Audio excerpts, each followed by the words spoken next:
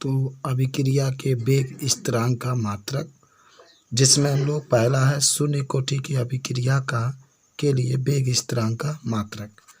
तो शून्य कोटि का अभिक्रिया के लिए -dr/dt बराबर kr⁴, क्योंकि शून्य कोटि का अभिक्रिया है।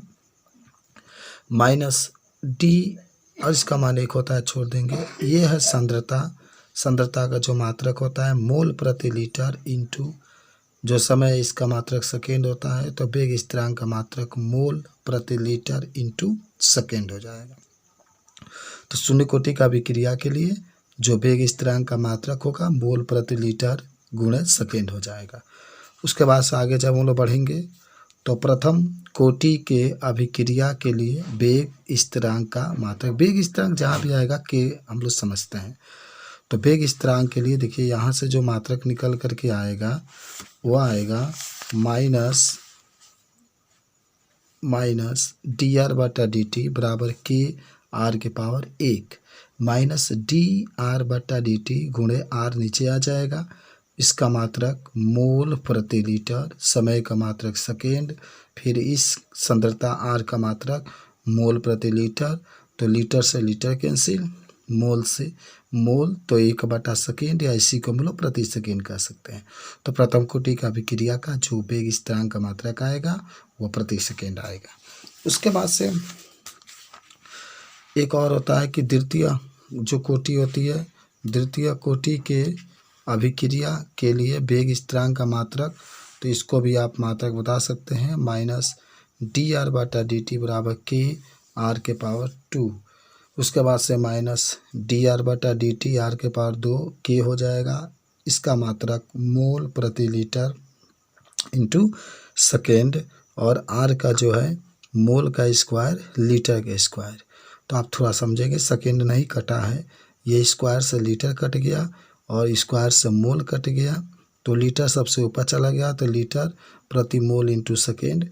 ये आपके द्वितीय कोटि का अभिक्रिया का वेग स्थिरांक का मात्रक हो गया। तो इस तरीके से वेग स्थिरांक का जब मात्रक पूछा जाएगा तो हम लोग तुरंत बता देंगे। आज एक और टॉपिक आता है कि अभिक्रिया वेग के ताप पर निर्भरता। तो देखिए, ताप में वृद्धि होने के बढ़ने के अभिक्रिया का वेग बढ़ता है। 10 डिग्री ताप के बढ़ने से बहुत से अभिक्रियाओं का वेग दोगुना हो जाता है। किसी अभिक्रिया के होने के लिए जरूरी है कि अभिक्रिया करने वाले अणु आपस में संघट कर, संघट का मतलब टकराएं। केवल तीव्र गतिमान अणु अर्थात जिन अणुओं की ऊर्जा उच्च हो वही अभिक्रिया करने में सक्षम होते हैं। संघट में अभिकारी अणुओं की अभिक्रिया करने के लिए आवश्यक है कि उस कुछ न्यूनतम ऊर्जा हो, इसे हम देहली ऊर्जा कहते हैं। सभी अणु जिनकी ऊर्जा देहली ऊर्जा से अधिक होता है अभिक्रिया करने में सक्षम होते हैं। यदि हम उच्च ऊर्जा वाले अणुओं की संख्या में वृद्धि कर दें तो अधिक अणु अभिक्रिया करेंगे। दूसरे शब्दों में अभिक्रिया की दर बढ़ेगी। इसीलिए यदि हम ताप बढ़ाते हैं तो अभिक्रिया की वेग भी बढ़ाते आइए देखिए कि क्या हम इसे परिणामस्वरूप ढंग से प्रकट कर सकते हैं।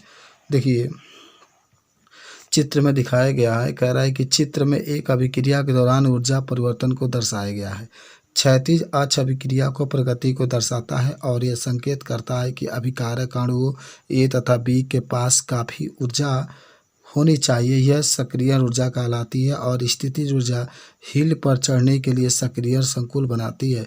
सभी अभिकारी अणुओं की अपनी साधारण अवस्था में ऊर्जा देहली ऊर्जा के बराबर नहीं होती है। इसीलिए कुछ निश्चित ऊर्जा के अतिरिक्त तो उसको और ऊर्जा देने की आवश्यकता होती है ताकि उसकी ऊर्जा सक्रिय ऊर्जा के बराबर हो जाए। और फिर सक्रिय अणु स्थितिज ऊर्जा अधिकतम होती है, फिर वह अभिक्रिया तेजी से होती है। यानी कोई भी अभिक्रिया तभी होगी जब अभिकारक के अणुओं में टक्कर होगा। उसके बाद से एक और आपकी सिद्धांत आता है, यहाँ पर देखिए सूत्र भी आप इसका यूज करेंगे। अभिकारक के अणुओं के लाग K1/K2 बराबर E आपका सक्रिय ऊर्जा है, बटा में 2.303 R T2 - T1/T1 T2 महत्वपूर्ण सूत्र है। लाग K1/K2 बराबर E 2.303 R आपका गैस नियतांक है, T2 - T1 बटा में T1 × T2।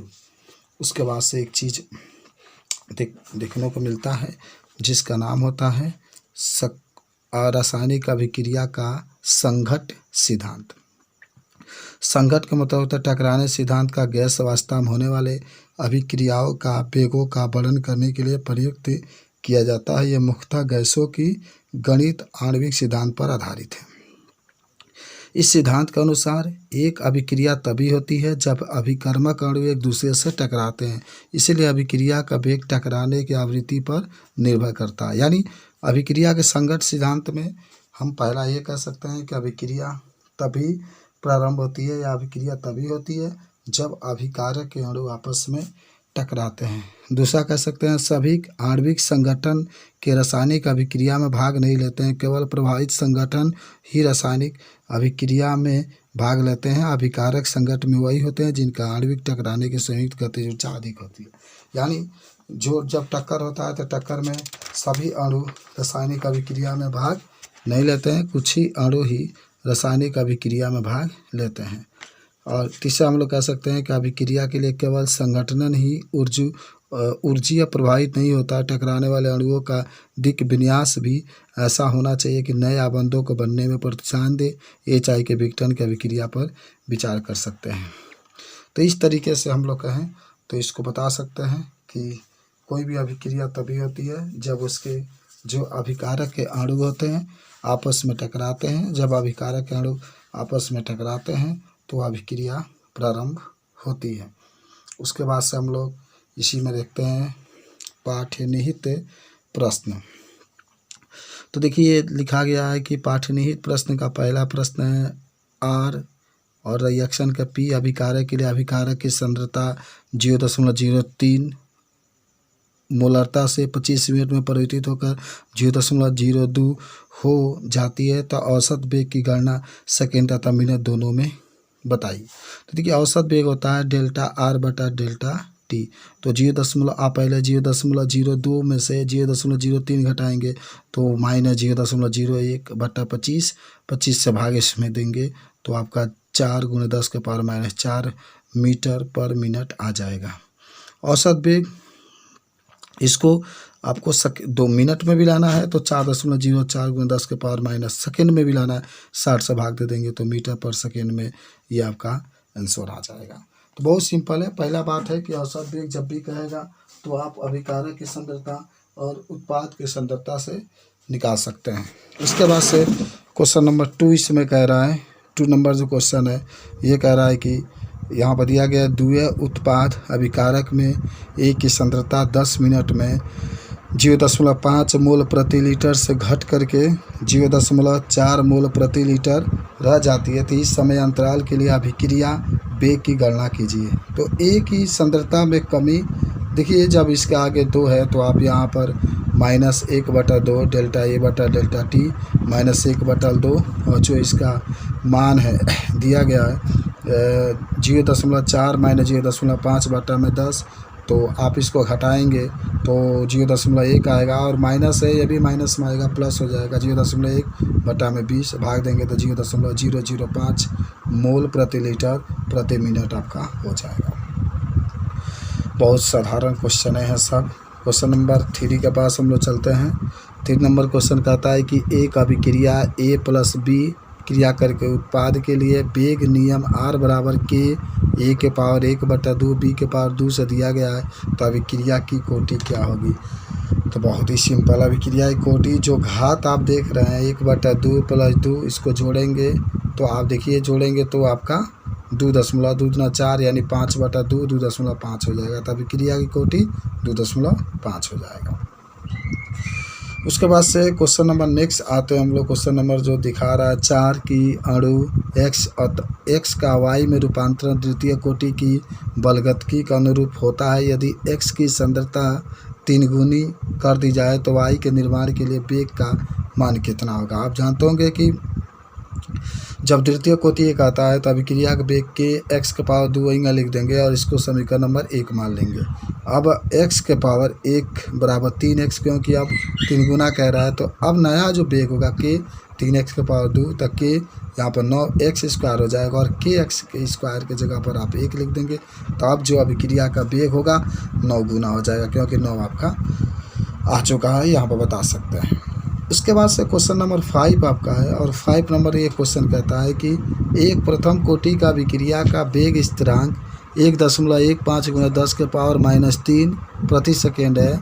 तो इस अभिक्रिया में अभिकारक की 5 ग्राम मात्रा को घटकर 3 ग्राम मात्रा होने में कितना समय लगेगा। तो लाग आप देख सकते हैं, सूत्र आप पढ़े भी होंगे, R1/R2, और इधर बटा में कर देंगे तो फिर हो जाएगा बराबर K डेल्टा T बटा में 2.303। लाग R1 का मान 5, R2 का मान 3, 1.15 गुना 10 के पावर -3 डेल्टा T निकालना है, 2.303। आप भाग देंगे और जब इसका मान हल करेंगे तो देखिए, तो आपका आ जाएगा लाग 5/3 का मान 0. देखिए ये तो पहले जो भी इसके साथ तीछा तीछी गुना हो जाएगा, अरे बटा में तो 0.22 गुणे 10 के 2 गुणे 2.303 ये गुणा, और नीचे ये हो जाएगा। उसके बाद से आप हल करते चले जाएंगे तो 445 सेकेंड आपका आंसर आ जाएगा। बहुत ही सिंपल क्वेश्चन था, केवल आपको सूत्र पर रख देंगे। लेकिन एक बात जरूर याद रखिएगा, जो भी इसके साथ होगा द्वितीय कोटि ये कहेगा तो चाहे प्रथम कोटि का जो भी बात कहता है सही लगा सकता है। क्वेश्चन नंबर नेक्स्ट है, कहता है SO2Cl2 को अपनी प्रारंभिक मात्रा में आधी मात्रा में वियोजित होने में 60 मिनट का समय लगता है। यदि अभिक्रिया प्रथम कोटि की हो तो वेग स्थिरांक की गणना करना है। बहुत सिंपल है, समय दे दिया 60 मिनट, तो वेग स्थिरांक आप जानते होंगे 0.693 बटा में टी आपका मान दिया है जब आपका 60 मिनट है, सेकेंड में बदलेंगे 3600 सेकेंड, 3600 हो जाएगा। तो के का मान 1.925 गुणे 10 के पावर -4 हो जाएगा। तो इस तरीके से इसका आंसर आ जाएगा। आता है क्वेश्चन नंबर नेक्स्ट आपका, देखिए जो अगला प्रश्न है यही कहता है कि ताप का वेग स्थिरांक पर क्या प्रभाव पड़ता है। तो आप सिंपल में लिख सकते हैं कि जब किसी भी रासायनिक अभिक्रिया का ताप बढ़ाया जाता है तो उस रासायनिक अभिक्रिया का वेग स्थिरांक का मान भी बढ़ जाता है। यानी जब ताप बढ़ाते हैं तो उस अभिक्रिया का वेग स्थिरांक का मान भी बढ़ जाता है। सिंपल था आपका। और यहीं से एक समीकरण आता है आर्नियस की समीकरण, के बराबर AE के पावर माइनस EA बटा में RT, जहाँ के आपका वेग स्थिरांक है, ए आपका अभिकारक अणुओं की संख्या है, ये आपका सक्रिय ऊर्जा है, R आपका गैस नियतांक है और T आपका ताप है। उसके बाद से क्वेश्चन नंबर जो आपका 8 नंबर है, बहुत ही सिंपल है ये भी। 8 नंबर कहता है कि परम ताप 298 केल्विन में 10 केल्विन की वृद्धि होने पर रासायनिक अभिक्रिया का वेग दोगुना हो जाता है। तो इस अभिक्रिया के लिए सक्रिय ऊर्जा की मान ज्ञात कीजिए। तो बहुत सिंपल है, कह रहा है परम ताप पर यानी 298 केल्विन में 10 केल्विन की वृद्धि होने पर रासायनिक अभिक्रिया का वेग दोगुना हो जाता है। तो इस अभिक्रिया के लिए ये के मान आपको निकालना है। तो आप देखिए T1 का मान 298 है, T2 का मान 298 में 10 जोड़ देंगे तो 308 केल्विन, के R का मान 8.314 जूल प्रति केल्विन प्रति मोल होता है। वेग स्थिरांक के का मान दोगुना कह रहा है। तो आप log K2/K1 बराबर EA/2.303 R, और यहाँ पर T2 - T1 बटा में T1 T2 बस आपको मान रखना है। देखिए आप करेंगे क्या, यहाँ पर K2 का मान 2K, K1 का मान K और K कट जाएगा, log 2 बचेगा। और देखिए ये वहीं रखिए, गुणा करेंगे तो log 2 का मान 0.3010 और 2.30 है। R का मान आपका इतना है, T1 का मान 298 है, T2 का मान 308 है, और 308 में से 298 घटाएंगे 10। उसके बाद से ये बराबर पूरा हल करेंगे तो 5, 2, 8, 9, 7.8 जूल प्रति मोल, या अगर आप इसको किलो में बदलेंगे तो 3 अंक और बढ़ जाएगा तो 52.897 किलो जूल प्रति मोल हो जाएगा।